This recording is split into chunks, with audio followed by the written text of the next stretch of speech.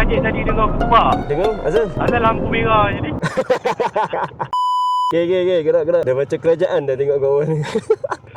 Fikir nak bawa bantal. Tadi bantal yang kecil tu. Lagi bontot lah. Ni nak borak apa ni? Kita borak je, nampak apa kita main petik je. Total perjalanan 120 km tau. Satu. Laluan kita main ikut belah tepi pantai je. Tu dalam lah. Memang belah dalam punya. Lesen road tax semua hidup kan? Rotan hidup macam tu. Boleh tahan lama juga mak traffic light ni. Tak belakang berkati je lah. Kita game 42 tu. Traffic light sini aku dah hafal dah. Belah kanan dah start kuning. 3, 2, 1. Pop. Right. So petang ni kami nak bergerak pergi ke Muar. No. Ini petang kita nak gerak pergi ke Batu Pahat. Kali ni kita nak perkenal Muiz Hot Chicken dekat Batu Pahat pula. Kasih jauh sikit lah. Kami ikut belah jalan belakang. Kita nak tengok suasana waktu siang dekat area Melaka dengan Johor.